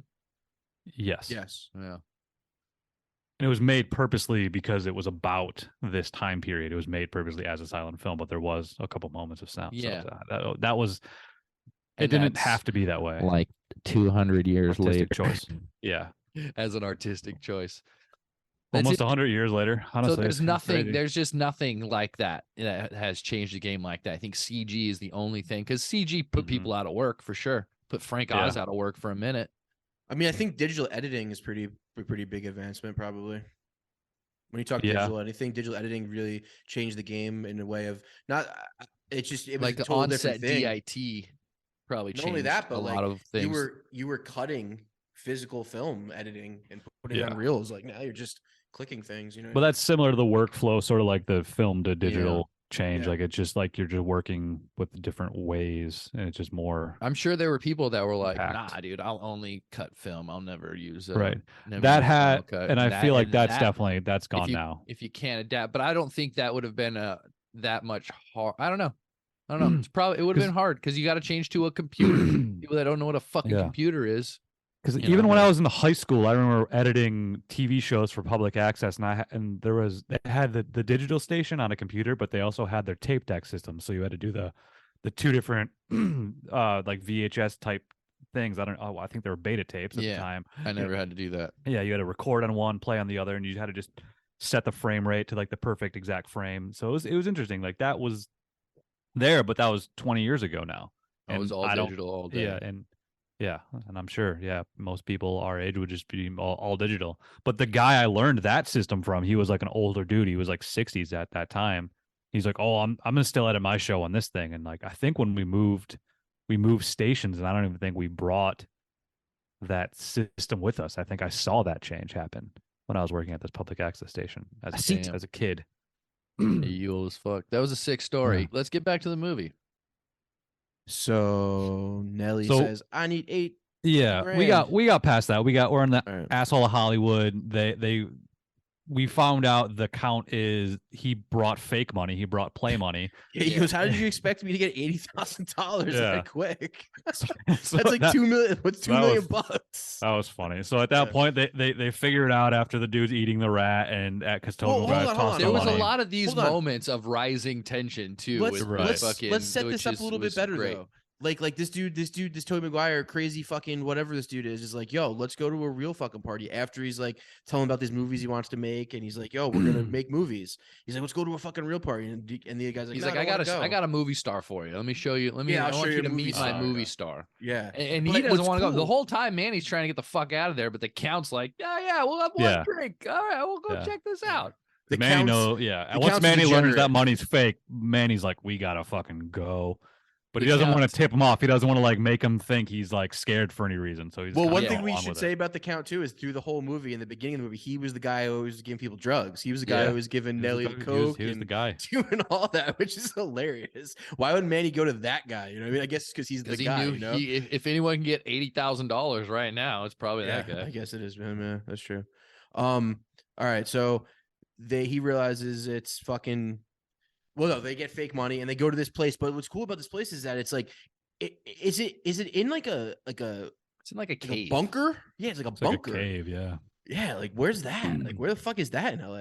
I love that. That's super interesting. Probably some like NORAD bunker out in the It's desert. like an after hours place. Kind of reminded me of it, and maybe it was shot there. It was like there's this tunnel by Runyon Canyon or Griffith Park or whatever. Okay. And it's like, I know it's called the Batman Tunnel because they originally shot the Batman show, like him going into it as like going into the Batcave. There's a tunnel over there, and I feel like that may have been the tunnel because now it's like sort of just dirted out and doesn't really go anywhere, and it's kind of it's often used for shooting stuff. Okay, so maybe the whole front of it was CGI or something. Could have been, yeah. Interesting. That'd be interesting to see where they filmed that.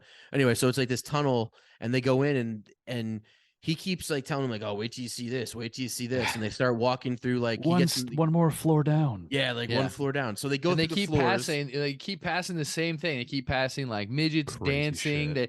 There's someone singing the "My Girl's Pussy" song from the beginning, but it's not in like a sexy, eyes wide shut, fancy party. It's in this underground degenerate. That's the thing that I just kept going back to. Is like, I mean, it's gross down here, but they're doing the exact same shit that the rich people were doing. Yeah. It's like there's no possible judgment of anything that's going on down here because it's the same shit that was going on up there. It's just down here. Yeah. They're getting paid a little less down here.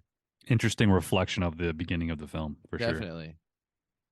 Yeah, and it's just interesting because the whole time he's like still like trying to like be like, oh, this could be in the movie. We could use this guy for the movie. He's trying to make movies with this guy. Yeah. Awesome.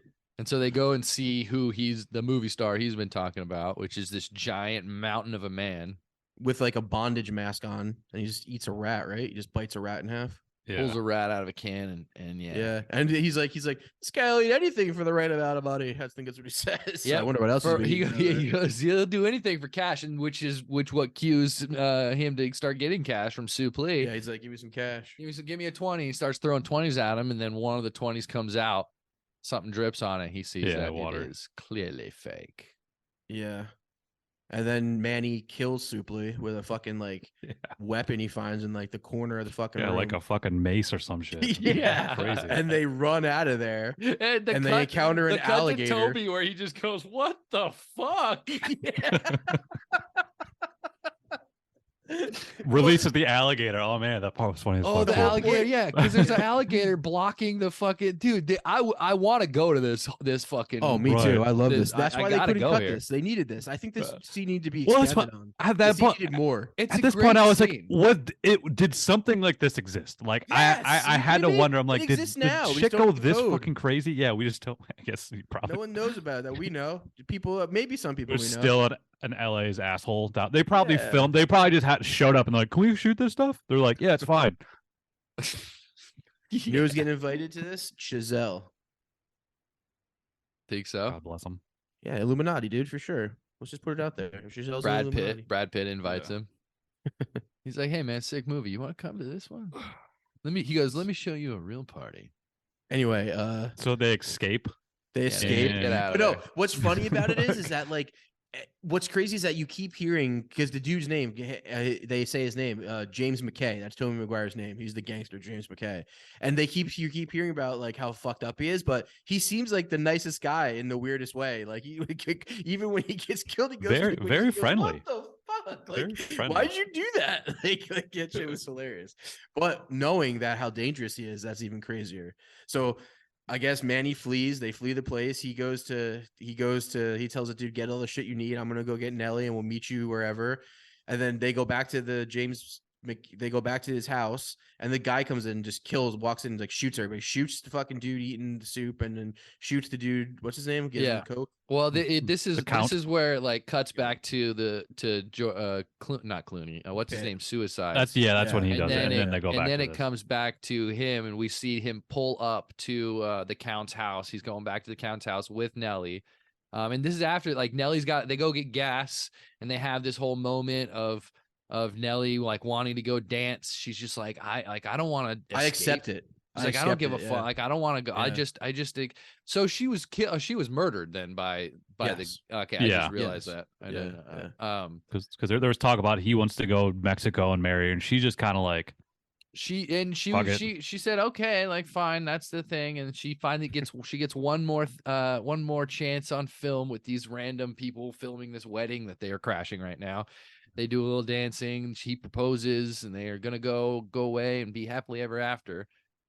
She gets out of the car when they pull up to the Count's house, and just walks off into the distance. Into the darkness. And we never see her again. Dances off into the darkness. She says that in the beginning of the movie too, in the scene when he first meets her, if you notice. And that's one of the things I loved. The little intricacies is that she's like, one day I'm just gonna dance off and no one's ever gonna see me again. She literally says that. Oh shit, I didn't catch that. That's she says that at the beginning of the movie. Because I love that shot where she literally fades away. Even the shot afterwards, it lingers on for about 10 seconds of just the empty Skid Row type place. You're just like, Hollywood's a fucking butthole, dude. Yeah. You know what I mean? Yeah. That's a great dude. That's what I mean. He's a great filmmaker, dude. He's got that dog in him. He knows what's up. Yeah. And then so this is where they're at the Count's house, and the guy comes in and kills everybody. Manny basically pleads for his life. I hate it. I feel like he would have killed Manny. I feel like realistically he would have killed him. I don't know. You never know. Maybe there was a touch of humanity in this guy, and he's just like, get the fuck out of here. Basically just didn't have it in him, and lets him go, and just tells him to leave town, get out of LA. And which he does. He does.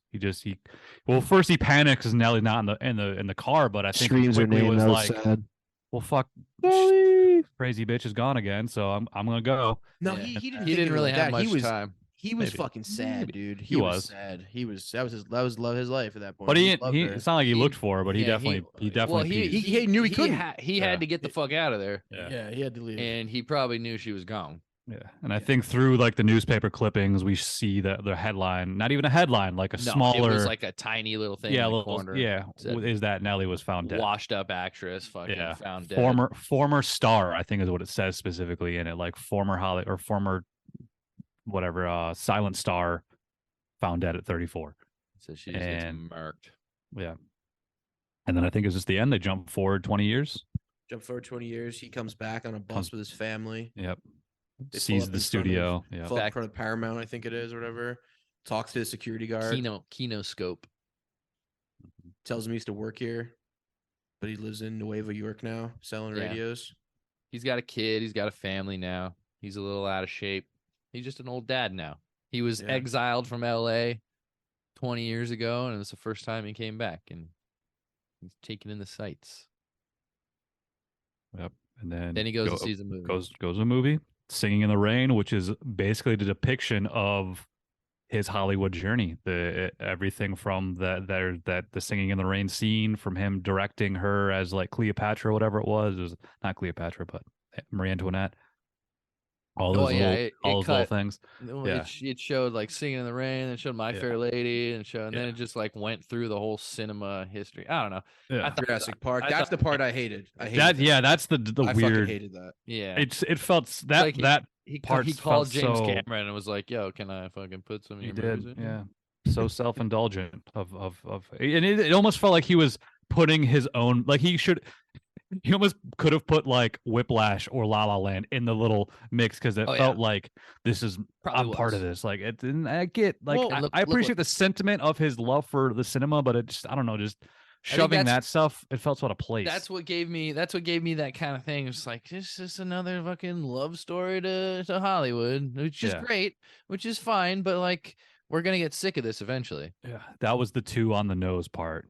That was I think I jokingly said this to Justin. I'm like, this was like when in Knock at the Cabin they're like, it's the 4 horsemen of the apocalypse. It's like that was the part where it's like we get it. Like you don't have to like shove that in, but I mean, I didn't get it.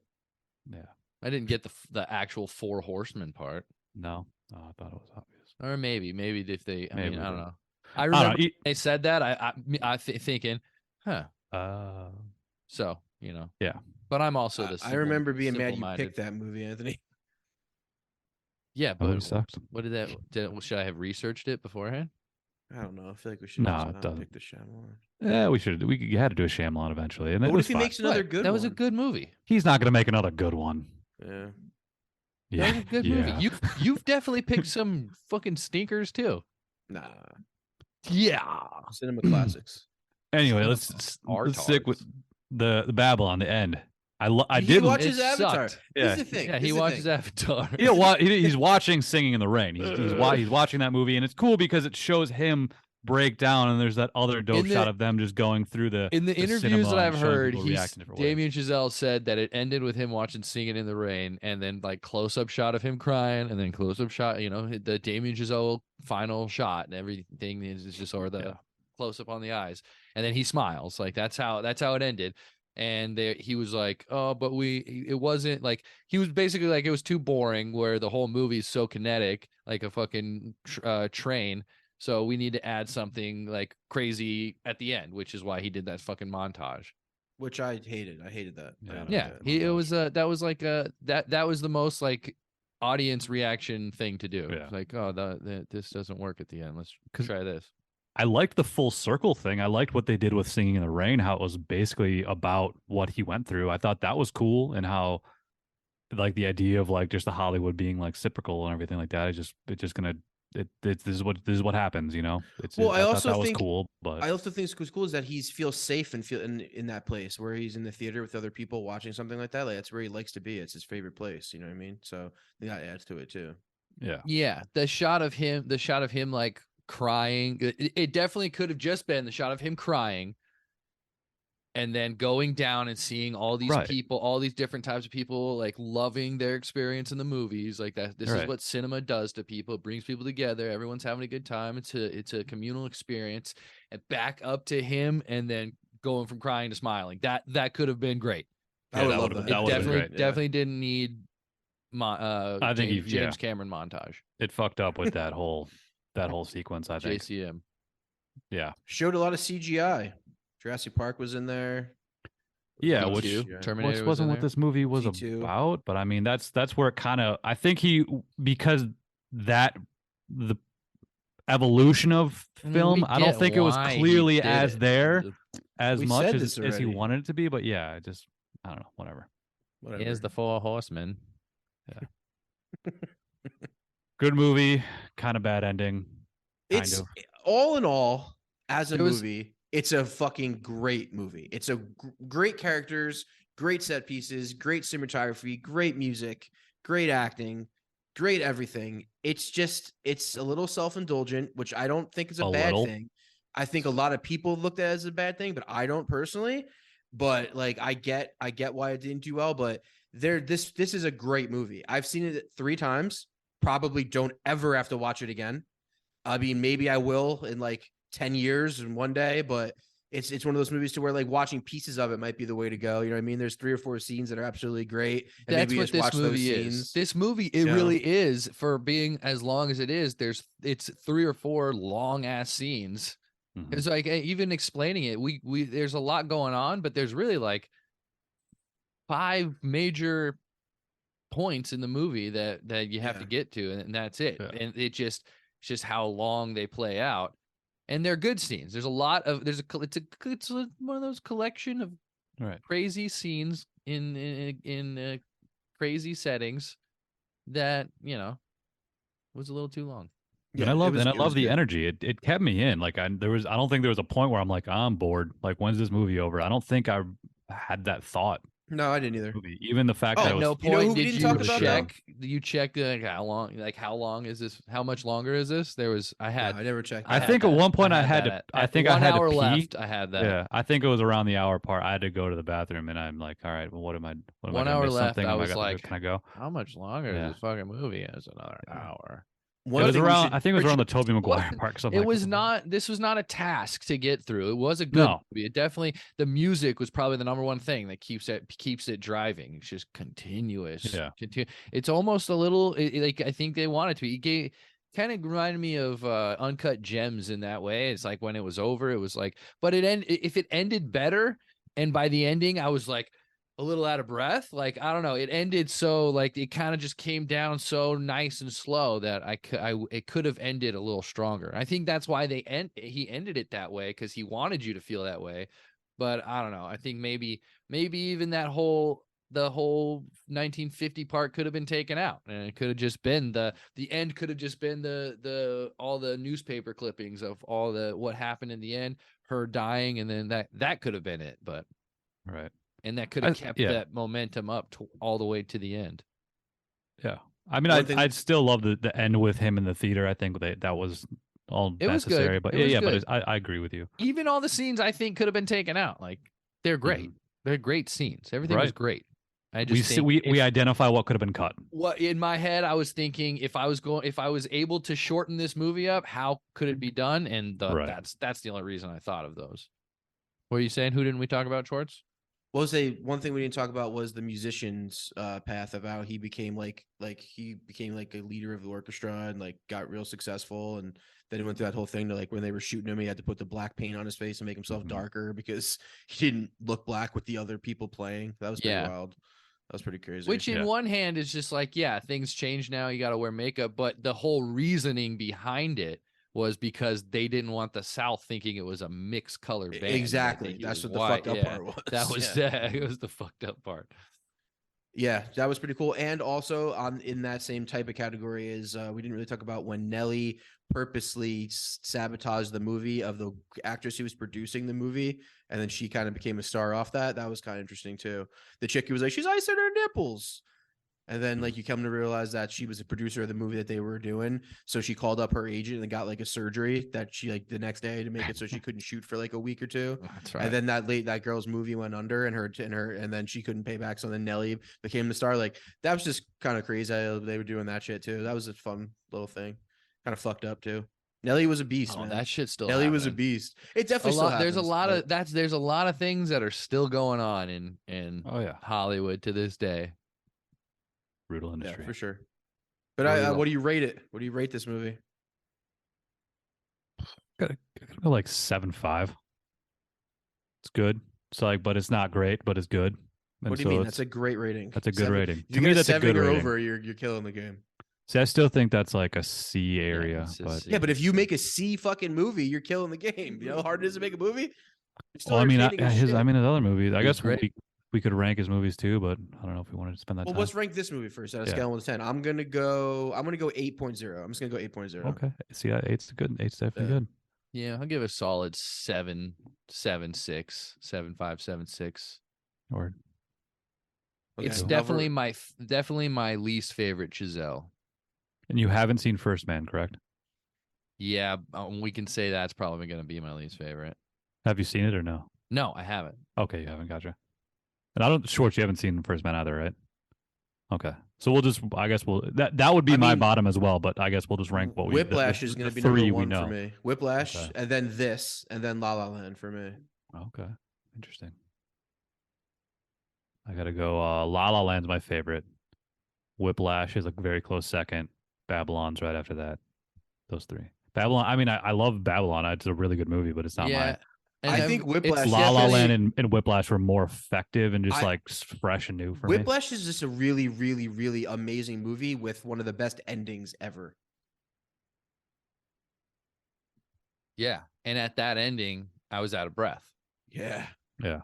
Even the ending of La La Land was great when they looked at each other. They both got what they wanted, except they couldn't be together. You know what I mean? That was the ending of this movie seemed like he was trying to recreate the ending of his other movies in such a way. Like he I don't know. It just seemed like I don't know. The whole movie is over the top. So yeah, the whole movie's Babylonish. If we're talking like favorite movies, then yeah, I'm kind of with Jake in La La Land, Whiplash, and then this one. But obviously, this more went into this movie than any of those movies combined.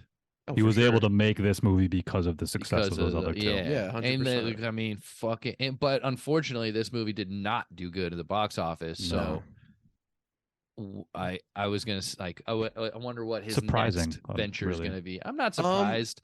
It's a movie about seemingly to the average person such as myself. It's another movie about Hollywood, which we've already had like 3 or 4 of them, and it's 3.5 hours long. Not 3.5. But it came out at a saturated 3 time. hours long, and it came out during Avatar. Like at the Avatar was a week before another 3+ hour movie. So I see what you're saying. More people went to Avatar. If you're gonna go see a movie, you're gonna go see Avatar, and no one's going to movies. So no one's going to movies. Not a lot anymore. of people. Yeah. If you're going to movies, you're going to see Avatar. And this is a movie that seems like a movie, like something we've all seen already a few times. Mm-hmm. I don't think he'll have a problem getting a movie made, if that's what you're trying to say. I just don't. It probably won't be the scope of it. Yeah, they ain't gonna give him the budget because his budget's obviously just been exponentially increased. All this one probably went to the stars. Right. This was 80 million, I believe. It felt like more, honestly. So he did. Was it only 80 million? Only 80 million. It felt like a good honestly 100, 200 million, like easily. Like so, yeah, but I guarantee you did a good job with 80. At least 30 million of that went to Brad Pitt and Margot Robbie. Yeah, if not more. Perhaps. Brad Pitt probably got 20, Margot Robbie probably got 10. Yeah, maybe, but still, like then he had 50 million to make what he made. That's impressive. I mean, he didn't have many sets. Weren't many locations. He just did a lot with a couple locations. There wasn't much, and one of the sets was the Big Sky Ranch up in Santa Clarita. You guys ever shoot there?